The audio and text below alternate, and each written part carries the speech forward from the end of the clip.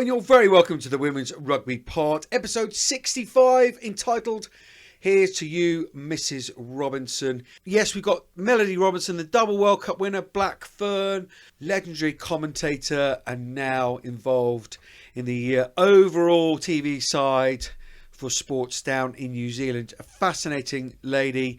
We've got her coming up on the pod very, very shortly. But I'm Johnnie Hammond alongside Rachel Burford, another World Cup winner.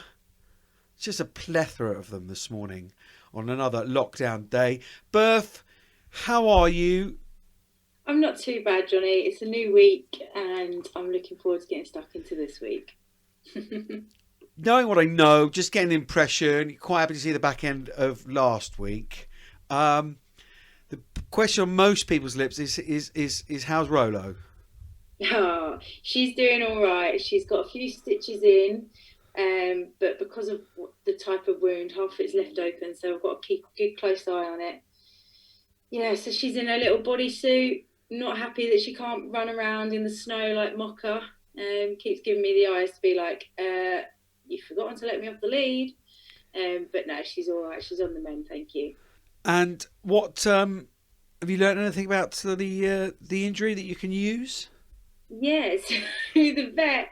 I've got to clean it with saline every day or twice a day, and then I've also got to put Manuka honey on it twice a day. Lovely, straight from the toast. When she said it, I was like, that must be like a special pet one, not just like normal Manuka honey. And no, it was. So yeah, Rola's getting the very best treatment. Nature provides. Is she licking the wound then, once you put the honey on it, or do you then cover it up? Yeah, no, then cover it up. She's got a little bodysuit, so she then can't reach it. But she was having a right old sniff and trying to get to it when I opened it up. Yeah, I bet. How much of a sniff did you have Saturday in the game? Well, we had plenty of sniffs and plenty of opportunities, but we didn't execute. Like, the amount of opportunities that we created for ourselves, we just couldn't finish it. Fair play to Exeter. They brought everything, gave everything, and deserved to come out on top, really. So this is Exeter's, unbelievable. And we'll get into it a little bit later on. But 2 weeks in a row, beat Saracens last week, beat Harlequins at the weekend, 6 points to 7. Just an overall kind of point, because we will touch on it a little bit later in the show once we've spoken to Melodie Robinson. Overall, from the outside, you say, oh, geez, really? Like we almost did with Saracens last week. Again, one of those questions I probably know the answer, but how much effect it had on the squad? Are you dealing with it very much, obviously, on the outside as, it's just a blip? Is it going to have far more reaching consequences than that? Time will tell. I think everybody's so disappointed, and I think, if we hadn't created any opportunities or played ourselves in opportunities to win that game, then I think we would be worried. But 6 times we got into their 22, and 6 times we didn't convert that into points. Now that's very unlike us. So I think in terms of being concerned and letting it over continue into the week, we had team meeting last night, and just it is what it is. We didn't have our best game. We had opportunities, so our processes and what we're trying to do does work, and it's just a really good lesson. Like, we would much rather have this lesson where we are now than later in the season, and we've just got to make sure, and I know it's a cliche, but we have to learn from it, and we have to realise that we had 6 opportunities, but the next game we might only have 1, and we have to execute on that. And I think everybody's taken responsibility, and now we're not going to dwell on it, and we move into a new week and look forward to playing Loughborough. Honestly, Ali Stokes will be delighted with that straight bat PC answer. Very, very good. Right, pop the Quins hat off, cover up the Adidas. For the greater, wider view of the league, actually, this is a team, and I mean, God knows what they got down in the water down next. Men or women are drinking the stuff. Unbelievable journey that the men have been on. It's a team that's barely played 20 games, 15 games, and yet they're turning over the 2 teams that have been top of the league for basically since the Premier 15 started. For the league, this is brilliant, isn't it? Yeah, no, like from that point of view, it's brilliant not to have just, we said it, where it's like it's good not to just have that kind of one game, and that has changed this year. To be fair, Yeah, not just yeah, Exeter, but to just instead of just having that one game where you're like, oh, we've got Sarah's this weekend, we know it's going to be a big game. Like that's happening week in, week out, and it's exactly what you need. And I think the other side of it as well is the fact that Exeter's come in. What's that saying to the club as a whole, to the owners, to the guys who are investing in the game, who have backed Exeter this year to be part of the Allianz Premier 15s? That's a massive statement, and it's so good for the game because now what that does, it makes other clubs look in and think, oh, what if we invest? What if we do that? We could get the similar sort of results, and I think they have been on this kind of journey right from the start, and I think they're in a really fortunate position. They've got so many talented players from around the world into the squad. And, I think the opportunity that they get to train so much together, is now reflecting on what they can do on the pitch. And yeah, obviously, as a Harlequin, I want to beat them. But, in terms of the league, it's really good to see another side pushing the top two. And, to see that it wasn't a one-off for them, they'd be really, really delighted for that. And, it just makes the league even more exciting. Who's going to finish in that top four? yeah. I couldn't agree more. We've said it about Loughborough and Worcester, the sort of obvious ones. Gloucester, Hartby on the day can really, really push sides. But in terms of the league and the attractiveness of the league being a real competition, fighting for those top four, as you say, it's a really cracking result. And also, I just wanted to just say for possibly those who don't know, Exeter Chiefs. The men's side, which is, we'll talk about that because that's how they've come to fruition in the Premiership and in Europe, European champions, of course, English champions as well. But they do it right.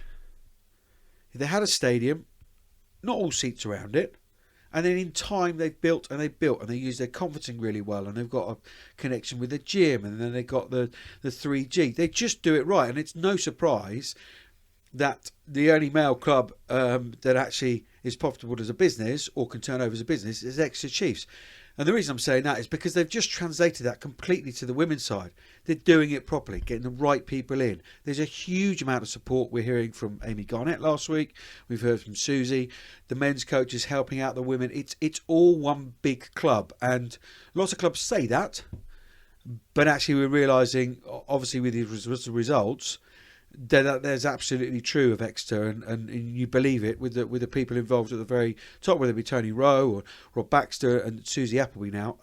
Hugely impressed by what they're doing, and hugely excited to see what they will do for the rest of the season. Yeah, we'll bring you all the news from the rest of the Allianz Premier 15's games, plus there's plenty of news around the Six Nations and other European countries as well, and leagues starting up. We will get to all of the news from the Oval World after we have our very special guest on today, Melodie Robinson, a double World Cup winner with the Black Ferns, winning 18 caps. She then moved into commentary, reporting and presenting, one of the first females, if not the first female, to do that for World Rugby and for Sky NZ down in New Zealand. Now working for TVNZ, heading up their sports. So a lady who has smashed lots of glass ceilings. We have plenty of those on the pod, don't we, Melodie? It's utterly engaging in character, and I caught up with her a little bit earlier on. I'm Sue Day, and you're listening to the Women's Rugby Pod. Thank you so much for joining us so late in the day there. Real treat to have you on the pod. All good. We're still out and about in the sunshine down here in New Zealand, so 9 o'clock's not too bad. The sun's just gone down. Oh, Mel, that's a really poor way to start, because us here in England, we are locked in. We can't go more than about 3.5 metres away from our own house. And there's you lot over there. But no, it's been a weird and wonderful time, but you guys are kind of sort of back up to normal, aren't you, really? Yeah, we have been since pretty much, I'd say August last year. We had another mini lockdown in Auckland since then. But no, I mean, I guess that's the benefit of having, I guess, a government which is led by some reasonably strong leaders, and also being isolated in the southern hemisphere means we can pretty much close our borders, which goes actually against probably what New Zealand wants to do, because a lot of our economy rests on tourism and also exports and imports. So it's been pretty hard in that respect, but at the same time, Kiwis have been out playing sports, our kids are there enjoying it, and most importantly, we've had rugby and a whole lot of other sports, America's Cup and cricket. Yeah, absolutely. Which leads us nicely on, just sort of ski sock like seamless transition into what you're doing now. For those who don't know, what are you involved with now, Mel? Yeah, so I'm now TVNZ, which is the national broadcaster in New Zealand. So I'm general manager of sports and events there, which is pretty much my dream job. I used to work for Sky TV as a commentator and I guess a light producer at the same time, but I work for World Rugby too. So, I'm in a fantastic job. We've got cricket, we've got America's Cup, which we're broadcasting at the moment. We did Rugby World Cup with Spark Sport last year. So we're doing as much sport as we possibly can on a free-to-air platform like the BBC, I guess. Very good analogy, yeah. So on a sort of day-to-day, week-to-week, what exactly does that involve? You're overseeing the entirety of the productions? Yeah, they call me the business owner of all of the sports and events, which means I will get the teams together who will run, for instance, a broadcast, and I will lead the editorial or the strategy around that stuff. Be over the top of all the talent and commentators that are hired for that, and work with the rest of the pretty amazing team at TVNZ, which includes marketing, commercial, just to make sure that we've got everything just right. And then I deal with all the relationships with the sports bodies and our other partnerships that we have with Spark Sport and also Sky TV as well. So it's busy. I've got no spare time. And my whole life is sports. But you like it that way, don't you? Love it. It's awesome. It's really good. I would never have it any other way, to be honest. It's really, really cool. Mel, I wanted to sort of just reel back, because it's an unbelievable journey to, as you say, to your dream job. But just having known you a little while and chatted and what have you, unbelievable energy. But you seem to have just gone from dream job to dream job to dream job to dream job. So whether it be Black Ferns, 20 caps there, a couple of World Cups. Do you remember that time very, very fondly? And do you remember your first cap and that kind of stuff? Oh yeah. I remember my first cap. And I just want to point out here that I might have done things which look like dream jobs, but geez, there's been some real challenges along the way. I have to say it has been not easy. But my first cap for the Black Ferns, 1996, my grandfather, we call him my paua in Māori te reo language, and my dad came along to Sydney to watch my debut, and we were playing the Australians. And the thing I remember about that was, I'm go crazy before a game, so no one wants to be around me because I'm not serious. I don't go quiet, I go the opposite. And then B, I think I was kind of in shock during the match. And then C, I punched, and I know this is terrible and I don't at all condone violence, but I did punch the number 8 from the Australian team. Her name was the Beast. And they were going, beast, beast, beast, like this the whole time. And she cheated in the line out, so I turned around and punched her. And I knocked her out, and she got stretchered off. And my dad and my granddad were so proud of me.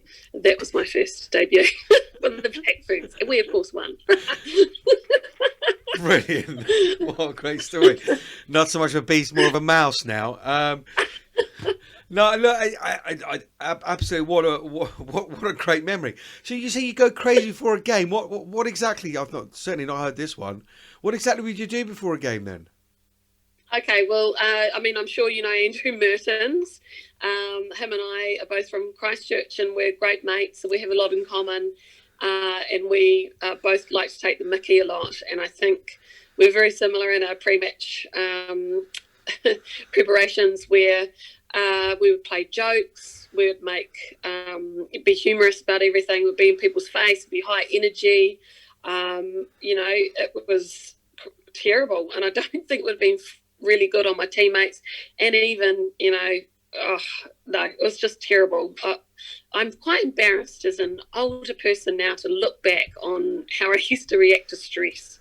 Luckily, I've dialed that back slightly, so I'm not as bad as that in the old corporate world. So you're not in the back of the gallery going off your head in TV land now? No, not anymore. Great stuff. Look, I'm fully aware of the few challenges and stuff that you've had to encounter. I wanted to sort of get into a little bit of those, and therefore it's even more remarkable that you have managed to still do your stick to your passions and your dream jobs. What all the way back then in 96 debut around then? Yeah. What were That's how old I am. I did look up your date of birth, I have to say. Yeah. You're looking very well on it. What were the challenges back then, Mel, that the female players just don't see nowadays? Look, it was the challenge was a societal one of accepting women playing sport generally. So you can imagine then females wanting to play rugby, which was absolutely a male sport and very aggressive and not popular at all with the majority of females as well. So you didn't just get criticised by, I guess, the normal lot of people who are playing rugby. You also got criticised by females as well. And I can remember even my mum's just been pretty resistant to me playing women's rugby. And there are a lot of insults and connotations and stereotypes that came with females playing rugby back in the day. But you know what? We discovered then, as I know that women's rugby players know now, that when you play a sport like rugby with a massive team, 15 on the field, and then the largest squad with you, is that when you put your body on the line and you'll spill blood for the people next to you, it is an incredible experience and bonds you to those people who are on the field with you and the friendships that you develop. And I know, there are plenty of men who have played rugby over the years. They know this stuff. But for women starting out back in 96 and through to the days now, that experience is still something really unique to a sport like rugby union and also rugby league, I would say too. But the sports where you're physically putting yourself on the line for your teammates. So it's a special sport. I still love it and passionate about it. And I'm just so proud that we stood up to, I guess, the majority of society back in the day who didn't really think that we should be playing. Yeah, you almost preempted my next question there. In the fact that back then, did you realise that you were paving the way? I mean, looking back now, you realise that you were almost trailblazers and standing up to, as you say, cultural and societal things that said women can't play rugby. And do you know what? Geez, there's still very, very small-minded people living in caves who have access to Twitter who still voice these kind of opinions nowadays. But were you aware at the time that you were trailblazing?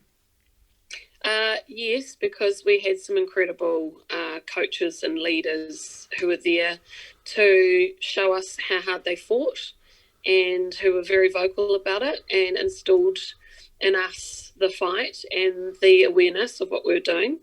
The first was Sue Garden-Bishop, who ended up marrying Stephen Bishop, and they've got a couple of fantastic athletes who are their kids now. Jackson Bishop, for instance, who Hurricanes player, that kind of thing. Well, Sue was actually, I think, far better athlete than Stephen Bishop, even though I'd never say that to his face. She was fast. She played professional basketball in London. She was New Zealand touch rep. She was on the wings of the Black Ferns, and she was a feisty, tiny pocket rocket that ended up going to the Otago Rugby Union, fighting at a big board meeting to get us sponsorship to finally get to a North Island tour.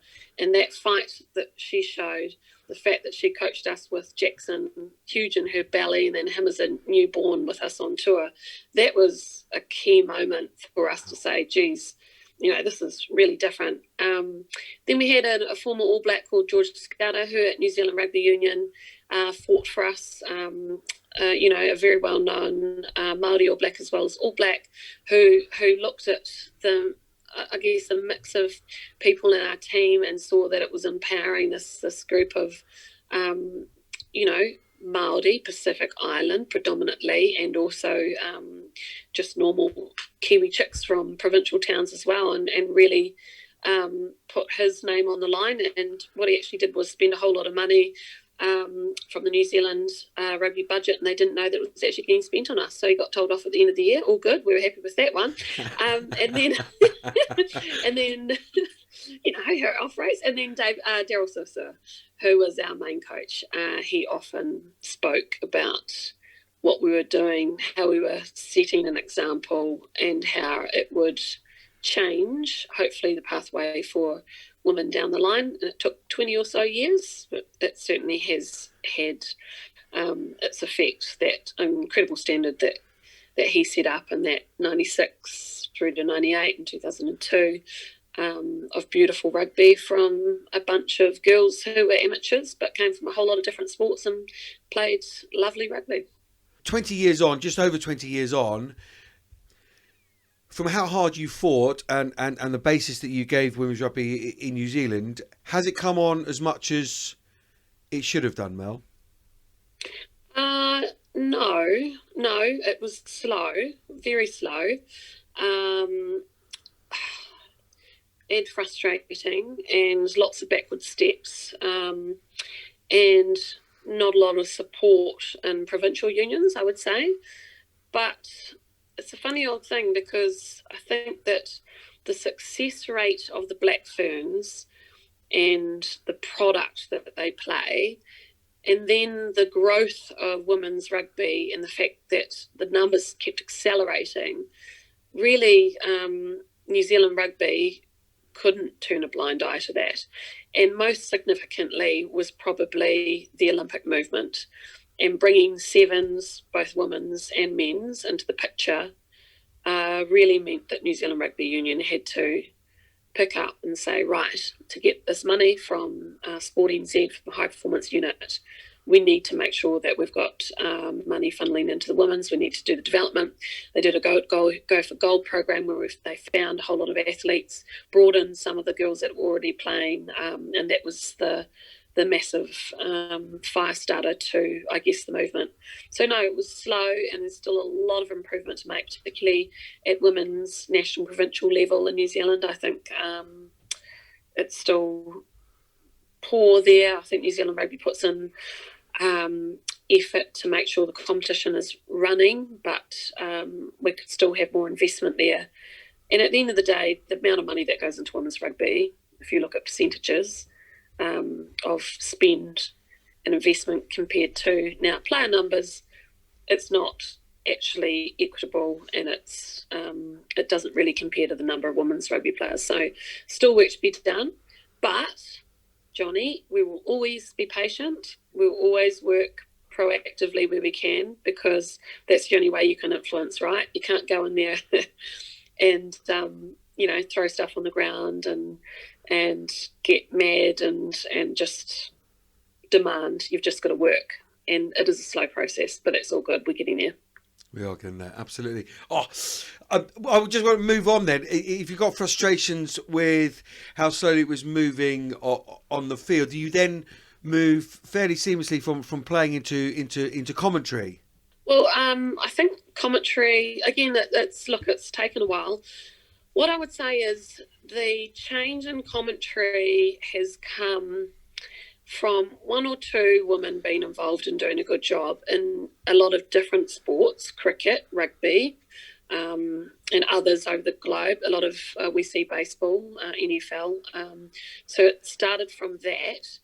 And then for rugby in particular, I would give a lot of credit to World Rugby, their Seven circuit, and particularly their executive producer of rugby, Steve Jamieson.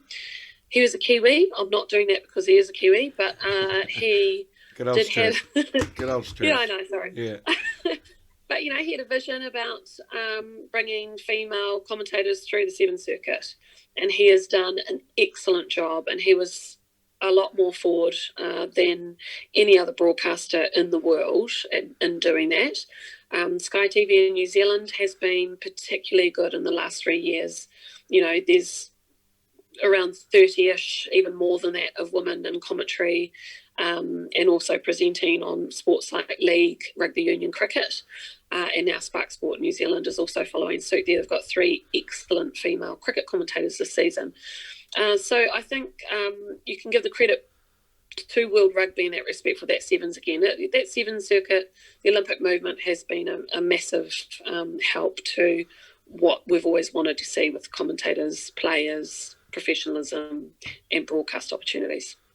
But Mel, I've experienced it in a very, very small way, because I was quite young when I first sort of started to talk rubbish over rugby, and that those sort of challenges, and oh, really?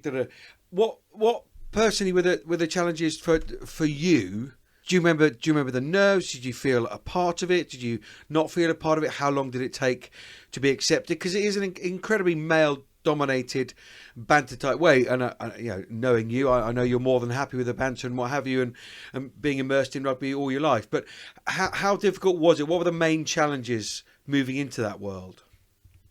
Look, it was awful, really. I went in probably with a naive, sort of innocent point of view, where I thought, wow, this is amazing, I've got an opportunity. I had 2 bosses who had come in and really backed me, but key members of the crew and the commentary team didn't want me there. But by the way, that wasn't a gender thing. It was actually, if someone new was coming into a commentary team, they still had to prove themselves. Yep. However, I had to prove myself 3 times over. Is that the gender bit then, Mel? Time with sorry, Johnnie. Sorry to butt in. Is that the gender thing then? Having to prove yourself 3 times over? Yes, it is. Yeah. Well, I mean, look, so many times I've seen this. A female walks into the office, walks out of the office, she's looking for a job. The boys in the office say, oh, what does she know? Young man walks in, that question is never asked. That's really small example of conscious or non-conscious bias when it comes to females in sport. And you can have played tests, you can win World Cups as a women's rugby player, but you still have to prove yourself on air, and you will get criticised. Whereas more than likely, a former All Black who's played similar tests or won less World Cups than you will not get criticised until he really stuffs up. So they're the kind of things that you really work hard against. And in my time, I knew Supersport didn't want me because I was on Super Rugby, so I was going to be across South Africa, Australia, New Zealand. I know Fox Sport were very resistant to it. But I remember when I started, it was 2002. I mean, that's a long time ago. That was ballsy of Sky TV to even put me on air. And it ended up that, yes, I had to work hard. I ended up doing presenting for a long time, so I got taken out of the commentary, and then it took a long time for me to get back into commentary, and that was just the way it is. Actually, Johnnie, you would have seen some of the tweets that Maggie Alfonsi's put out lately, that she's been, I guess, criticised, particularly on Twitter, which is a platform where people really express their views without really thinking of the consequences of saying pretty cruel things. So yes, there is bias, and yes, that's what she's experiencing. But what I would say from my experience is that if you're good at commentary, if you're a woman and you're good, after a couple of years, people will forget that you're a female, they'll accept you, and they will rate you just the same way as the men. And that is what happened to me, luckily. I love rugby. I think I've got an analytical brain when it comes to it, and I worked really hard. And most importantly, I have a broadcasting background, so that helped too. So for people like Maggie, stick at it. If you find your feet, and it takes quite a long time, as you know, to actually, really find your feet as a broadcaster. But I hope people are patient and give people like Maggie a chance. Yeah, no, absolutely. I think apart from anything, I think TV producers don't do it on a male female thing. If you're good enough, then you put in there. And I think it's exactly the same with yourself. You were good enough to do it with your journalism background and the degree and what have you. Oh look, I could talk to you for ages, Mel, as per normal. It's like we're at that bar in Dubai having a couple of drinks and chewing the fat. But I just I don't remember anything. No, indeed, no, you don't. Just one last question, because I'm very conscious it's late and you've got a very proper job to get to in the morning. The World Cup this year, how massive is it going to be? How exciting? How's it all gearing up? Well, the first thing is we find out this week in New Zealand how much money the government will contribute to the extra costs that come from New Zealand's MIQ, which is our isolation facilities and process that we have here. So everybody has to isolate for 2 weeks. Yep. And when it comes to bringing in a huge number of teams into a world tournament or competition like this, there's a massive cost. So first and foremost, government needs to say how much money they're putting in. New Zealand Rugby needs to say how much money we're putting in, and they're putting in, and then obviously the big decision, just to confirm everything, comes at Rugby World Cup Limited board meeting around about March. So that's the first. But from a personal point of view, from a player's point of view, and from an opportunity point of view, this is going to be an incredible tournament. I think, New Zealand is a place where we've seen big sports events happening. There's no reason this can't happen in a fantastic way. Probably we won't have the fans that you would expect, although if there was that Trans-Tasman window open in Australia, there might be an opportunity to come through that way. But the product's still going to be great.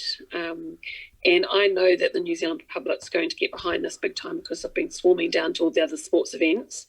They'll do the same with this. So it's going to be great. The venues are interesting. They are, 2 of them are boutique facilities. The other, of course, Eden Park. So you're going to get a mixture of different experiences watching it there.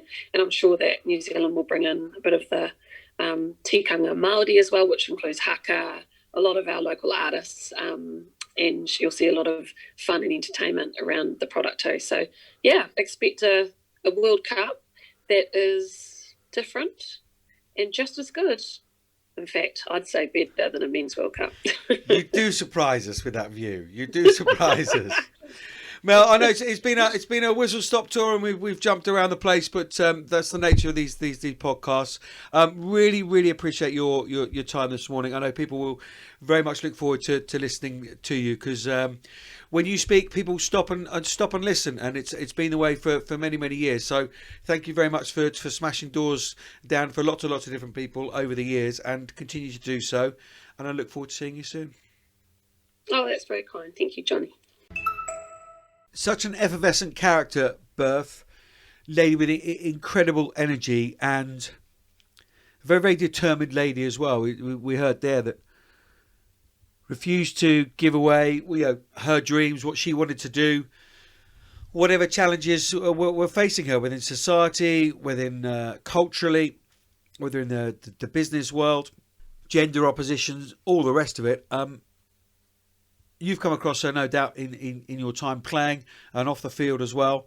She's quite some force of nature. Yeah, she is. I think you already talked about her playing side of things, and what she's using is all that experience and all those times to now put it into the game in a different way, and to challenge things and to progress the game as a whole. I'm hoping going to be working a little bit closely with her now she's part of the World Rugby World Cup board, and working with international players, so keeping a good link there about moving forward there. She's a voice of reason, and she's got so much experience that she can definitely look to make change within the game. It's great fun on a night out as well. Great fun.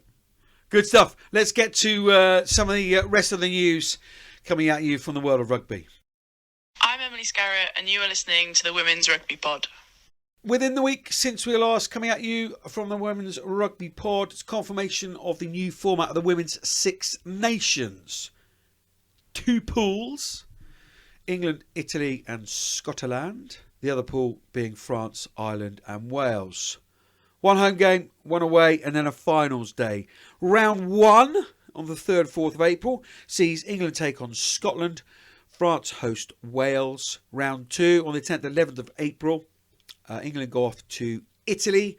Wales are hosting Ireland. And round 3, the following weekend, 17th, 18th of April, Italy travel to Scotland while Ireland host France. Finals weekend, 24th, 25th of April, will be first against first in the pool, second against second, third against third. You get the idea.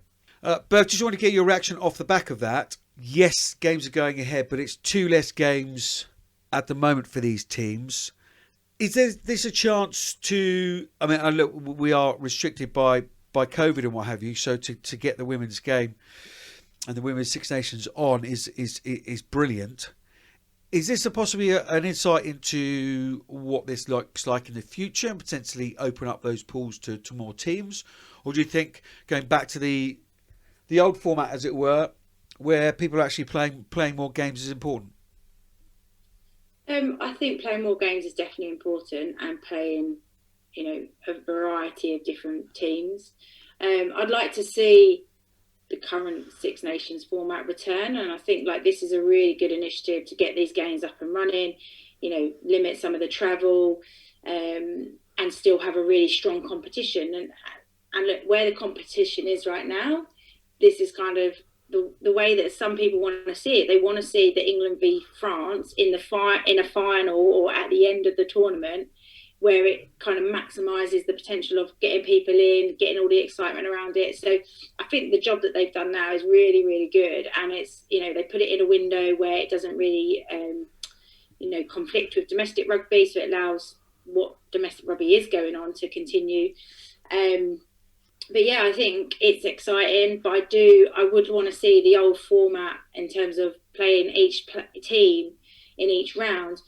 Do or should the women's game bring in some form of relegation in terms of allowing then opportunity for a Spain or a Netherlands or that nation who is at the moment, there's no opportunity for them to ever progress into the tournament. So that's maybe something that I would love to see, is that giving those teams that are currently on the outside of Six Nations the opportunity, because that also makes the union want to buy in.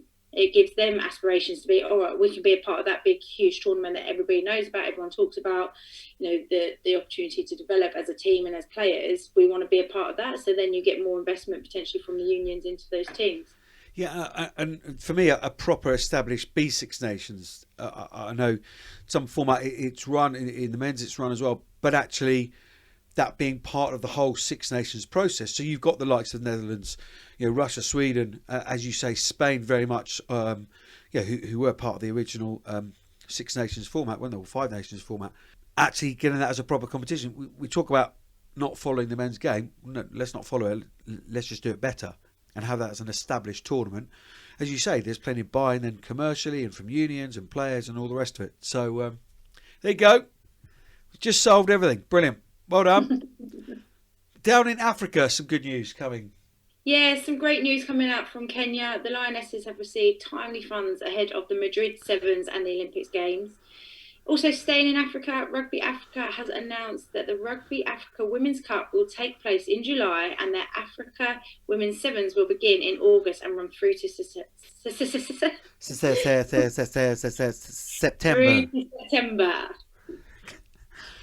You're talking about those Madrid Sevens. They're scheduled for the last 2 weekends in February in Spain, but we're still waiting on confirmation of attending teams. Thank you to YSC for the information. France's Elite 1 got a game away at the weekend. Lyon losing to Blagnac 15 points to 67 on Sunday. The rest of the Elite 1 League recommences on the 21st of February. But as it stands in Pool 1, Montpellier lead the way. Stade Toulousien in Pool 2. Pool 3, Blagnac, with that win taking them up to 25 points, lead Pool 3. And in Pool 4, ASM Rougemont Rugby Feminine head up that pool. That's basically Clermont in Pool 4. And final dates for the Women's Rugby Europe Championship has been announced. Spain versus Russia on the 20th of Feb, and Spain versus the Netherlands on the 27th of February. Indeedy. So, the Division de Honor in Spain also got a game away at the weekend. Les Albels went down 18 points to 41 to Independiente Rugby. No change to the top of the table, where Valladolid still lead the way over in Spain. Domestically then, Berth. A few bits to bring you from the English League, the Allianz Premier 15s. Yep, DMP have released some new news about their coaches. Rob Vickers now joins the team, an ex-Newcastle player, comes in as Sharks performance manager, and he brings with him Jake Rogers as an assistant coach. One of the key roles from the former England Saxons is managing the relationships with Durham University. They will also now play the rest of their remaining fixtures at Durham Uni Sports and Wellbeing Park. You felt something kind of needed to change at DMP, and Rob Vickers, very immersed in that area geographically, been at Newcastle for a long time, been working at Durham University, as has Jake. So yeah, congratulations to them both. But just feel just needed a bit extra help, and hopefully this will be it for DMP. Yeah, I think the results just haven't seemed to be improving, and the staggering number in terms of scoreline in the results table is, it is disappointing. They obviously had a journey that they were kind of trying to build on, but I think, things like, you're starting to see this more happen more in rugby now, a little bit like how football is. When things aren't working, it's not just, we'll stay in it and we'll see where we come from. There's a lot of money being invested in the Allianz Premier 15. There's a lot of money going into teams and clubs, and results do matter. So yeah, did I see it come in? Probably not mid-season, but why not? I guess. Yeah, absolutely. Of course, they do have the cushion.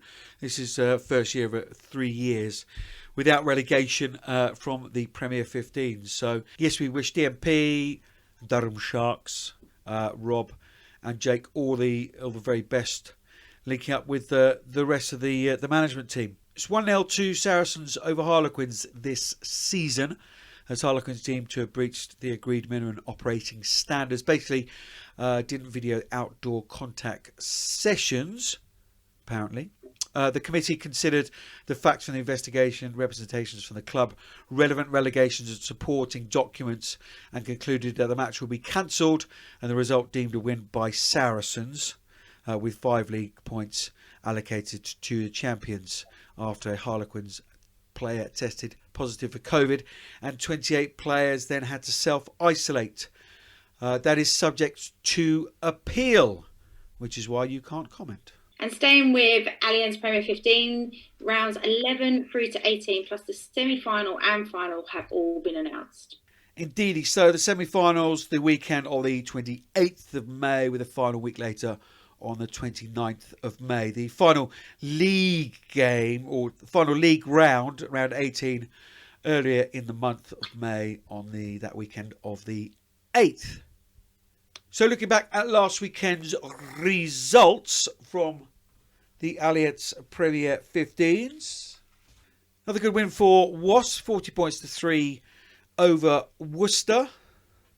Are we expecting more from Worcester, or was that good? I think we were expecting more for Worcester, and having played Worcester, and they had some pretty big names back as well. I was expecting more from Worcester. I don't know if it's that, first game out of the blocks. Potentially, we felt a bit like that at the weekend as well. But look, Worcester have got some very dangerous players. And Worcester is a young side, and maybe, they sat off and allowed them to play a little bit too much. But yeah, I think, with the coaches that they've got within the club, the infrastructure they've got in place, some of the key players they've got, we probably do expect more from them in terms of seeing the result. Like, I can't comment on the game. Results always say one thing, but watching the game, it can suggest something else. But yeah, I think we both were on the thought that was going to be quite a tight one. Yeah, absolutely. Gloucester Harbury went up to Sale and grabbed a 26 points to 7 victory, as predicted by yourself. Oh, did I? I thought I said Sale. Did you? I think so. I can't remember. No, I said Gloucester. I think this is a really important win for Gloucester because they've been there or thereabouts with their results. And you can see that they're a young side. It's, they're part of the Gloucester Uni, they're part of the college, so they've got a lot of young players in there. And I think over time we're now seeing that side come together, and I think that's a really good result. And I know Mo will be absolutely buzzing about it. She will indeed. Her good chum Emily Scarrett. Many happy returns for yesterday, Emily Scarrett. Loughborough 42. Sorry, Loughborough Lightning 42. Bristol 14 in the post Kim Oliver era now it is. One other thing to note for Loughborough Lightning is Kath O'Donnell back in the mix as well. Really good to see her back. But a result we possibly both expected. Yeah, so I think when Bristol took on Exeter, and a bit like when we played against Bristol, their tries are completely opportunist moments, as opposed to really creating something and getting themselves into a position where they can really challenge teams. I think they capitalise on other teams' mistakes, and so I think we expected to see that result. I mean, Loughborough have a class of players across the board. And again, it's a little bit like the Gloucester. It's like waiting for them to piece things together. And I think, by the looks of that result, 42 points, things are starting to click for them. Yeah. Don't have to probably get it together till May, though. I know that's Rhys Edwards is of that school of thought building slowly through the season, but they'll be pleased with that result. As will Saracens, bouncing back from their defeat to Exeter last week. 73 points they put on up at DMP. A result, we feared for DMP, and it's come to fruition. Yeah, I think any time that you lose, when what you want to try and do is get everything right and perform at your best the following week, and that's decent for Saracens considering it was a away trip again. When you travel far, it's your whole weekend. It takes it out of you, and so they'll be really pleased and a couple of their players are back as well playing, trying out different combinations, so they'll be really pleased with that result. Indeed, they will. Well, let's dig a touch deeper then. Exeter 7, Harlequins 6. Where was the game won and lost, Berth? There's a couple of areas, to be honest. That's a massive sigh. There's frustration in that sigh. There's real frustration in that sigh. Yeah, no, there 100% is, because we didn't manage the game very well at times, which just allowed them to keep momentum. And there was a couple of critical moments. Right just before half time, we had like 3 chances to score, and we didn't. And that literally gives the opposition so much energy. And then they go in, they've got a breather. They've just kept us out 3 times on their try line, and I think that is literally what happened with our game. We had 6 opportunities to win. 6 opportunities to convert into points, whether that was tries or take 3 points, and we didn't do it. We didn't execute, and it's really unlike our forwards not to execute some of their set piece and their pick and go game. We were missing a couple of players, but you can't fault the desire and the work rate that Exeter had. And I think, sometimes you think things are going to happen on the pitch, and unless you give it 110%, they don't happen. And so I think it's a mixture of lots of different things. And, it's definitely something that we looked into, and the leadership group looked into, and, we've come away with some really important things to focus in this week. But a huge fair play to Exeter. I mean, Susie Appy and Amy Garnett have done wonders with that side, and I am really pleased that they're going strong. But we are still disappointed at that result. Love it. Throwing the forwards under the bus. Look, our forwards are unbelievable, and sometimes it just doesn't work, and us backs didn't step up to make it work in a different way. And that's what we've got to get better at. Okay, well then you've got to put it right this weekend. You are at home to Loughborough. Oof, any easier, does it? No, but then the league isn't anymore. There isn't a weekend off. Yeah, we're looking forward to just getting back out there and trying to right some wrongs from the weekend. We know that Loughborough are an ever-improving side. We know what they did to us when we played against them last time. So, yeah, it's going to be a real tough battle. But, yeah, we just want to take it head on and hopefully, we want to come out on top. Home win then? Of course, going for a home win. Like you said for Exeter Quins last week. Excellent. DMP hosting Wasps. Yeah, I know they've had some changes in, but it's quite difficult to make changes happen in a week.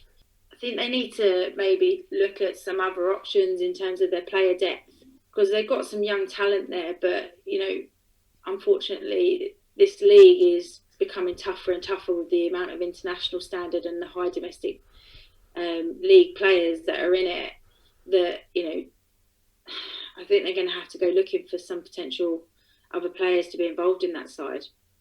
Yeah, rather like Sale have done, who travelled to Bristol this weekend. Yeah, Katie Daly-McLean, one of, if not the best in her position in the world. Build that squad around her. Use all that experience. It attracts other players. It attracts commercial. All that kind of stuff. It's such a savvy move from them. You just feel DMP needs to do something like that. Yeah, they just need a couple of, key players that get that moving and kind of, like you said, when one player goes, another player then looks in, and then you start building a spine of, strong leaders in critical positions that then can orchestrate games and manage games better. And I just think they need a couple of those players in that side. And arguably, Tamara Taylor was one of those. And so I think they just need to maybe consider looking at, and, with the experience that Rob Vickers has, I'm sure he'll be looking at that. Yeah. So then who's going to win Sale Bristol? Sorry, Bristol Sale. Ooh. Yeah. This is a hard one. I probably expected more from that Sale Gloucester Hartbury game from Sale. So I'm going to back Sale that they're going to turn it around this weekend. Sale win on the road at Bristol. Sarries hosting Gloucester Hartbury. Fascinating game, this one. Yeah, this will be. As you can see, the result from Gloucester last weekend, they're going to be feeling pretty confident about their performance, and they know how to rattle Saracens. They've had a good history of pushing the side. So, yeah, it'd be an interesting one, but I think Sarries would have learnt over the last couple of weeks how they need to get started out of the blocks early on, and especially against a side like Gloucester that can really rattle teams. But I do think Saracens will still come out on top. And the final game of the weekend, Worcester hosting, the league's best team in the minute, Exeter. Yeah, having played both of the sides, I would definitely think that Worcester are going to struggle to beat Exeter at the weekend. I really hope we see an improved performance from Worcester and to push the side close.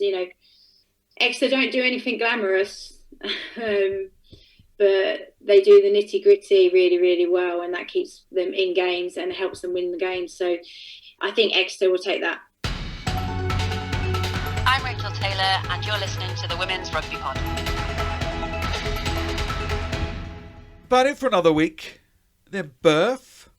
A couple of shout-outs, though, must just finish up with. Old Bristolians RFC. Both men and women have reached Rome in a frenetic final day, which saw both teams duelling and going that extra mile to be the first to cross the finishing line. But who, do I hear you cry, got there first? With a late flourish, it was more Italian job than Gladiator. The lads just pipped the ladies over finishing the line, taking his top spot for stage 1.